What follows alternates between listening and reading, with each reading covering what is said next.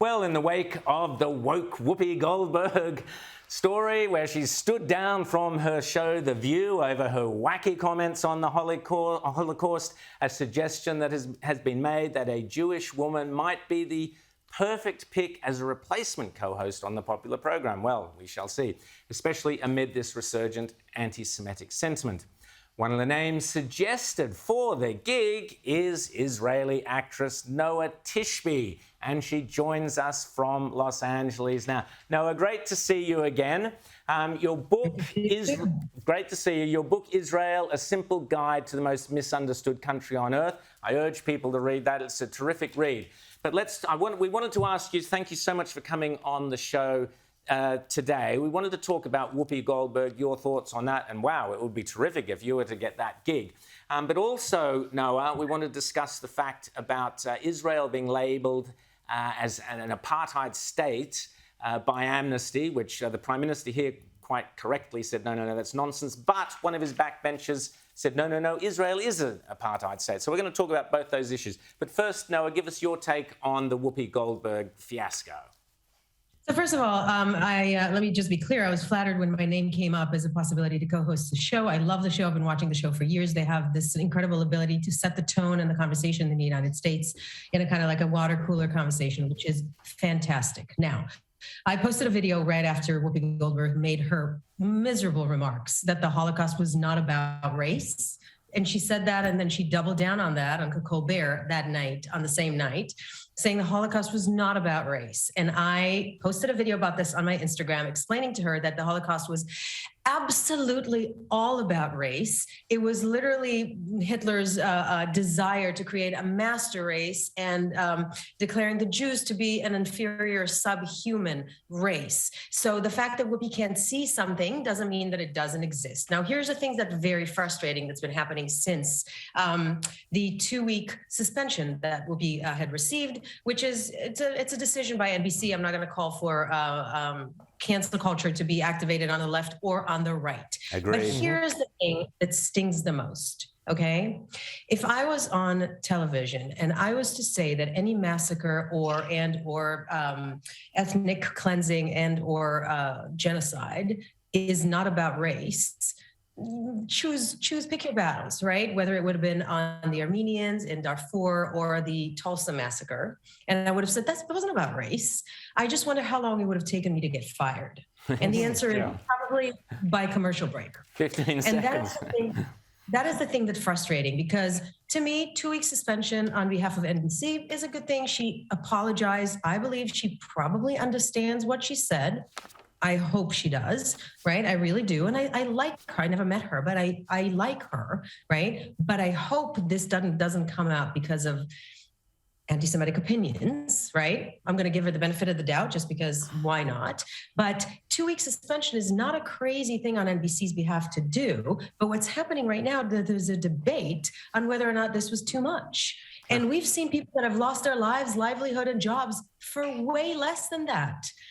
So as a Jew and an American Israeli Jewish woman, I'm flabbergasted by this double standard. Why are the Jews the only ones? Why is anti-Semitism? It's the oldest form of discrimination, which is still practiced today, and it's okay. And people are like, well, is it too much? Is it too little? Wait, let's actually use this as a teachable moment to talk about the Holocaust, to talk about race that isn't visible to the eye. There's no doubt the Jews have never been related to, referred to, or called white in the history. So now what you're doing is Jew washing thousands of years of Jewish history.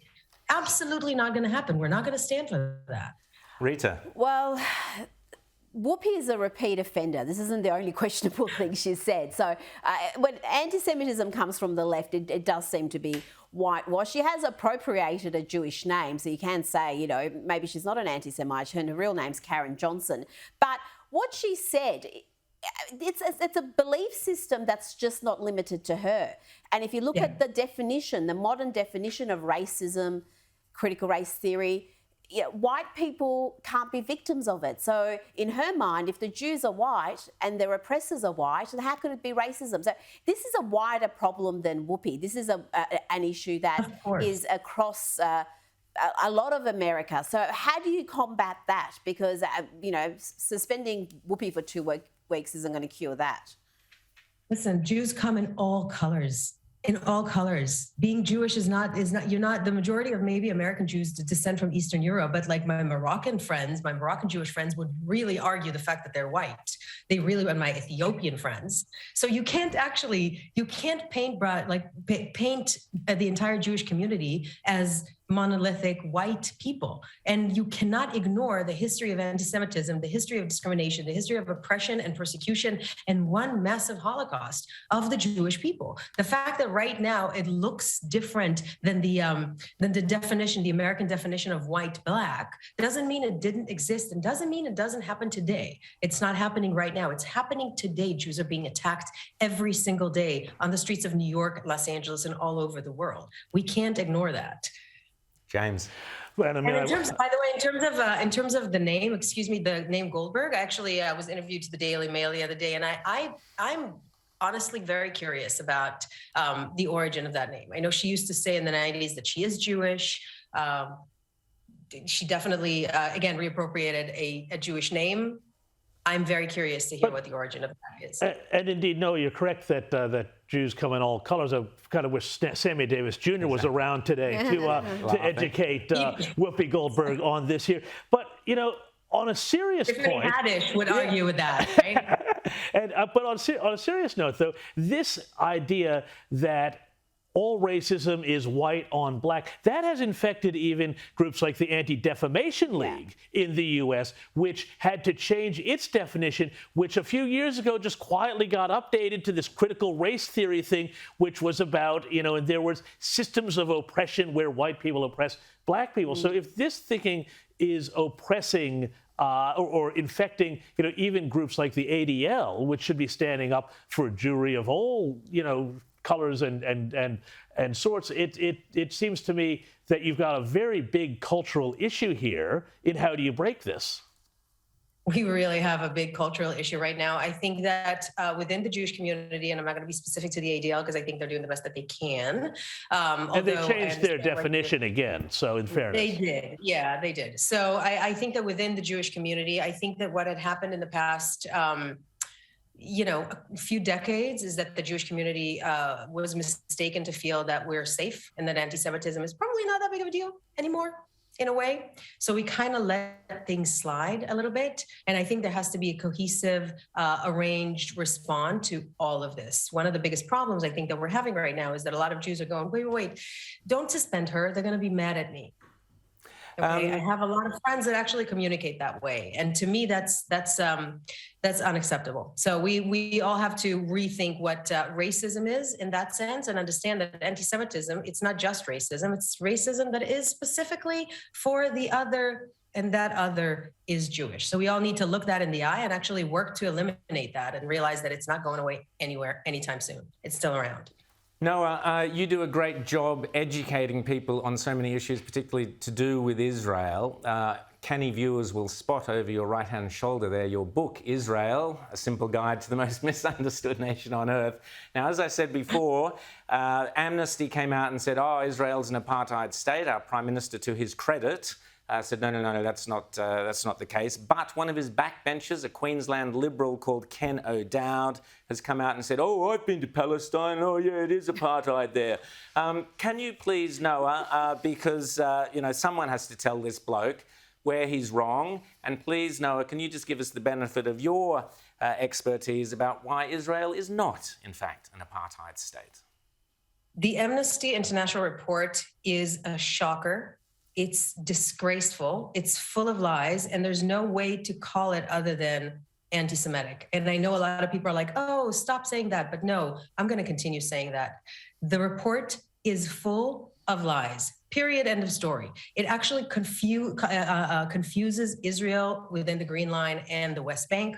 The West Bank is its own territory. The majority of Palestinians there are actually under Palestinian control. Gaza is under Palestinian control. There is no apartheid within the state of Israel. Every single citizen has equal rights. 21% Arab majority, equal rights, more freedoms than anywhere else in the Middle East. period, end of story.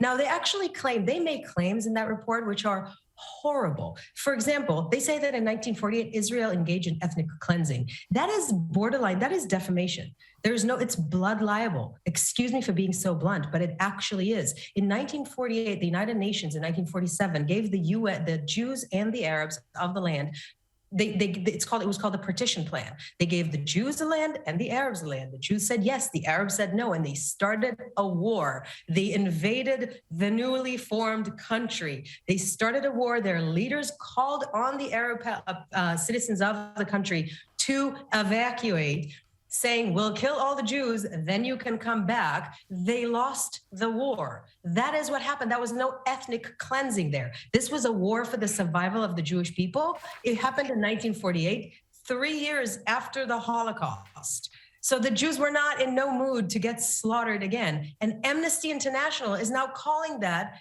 ethnic cleansing. It's unbelievable, absolutely unbelievable. They said that Israel restrict political participation on behalf of the Arabs. Do they not know what the Israeli government looks like right now?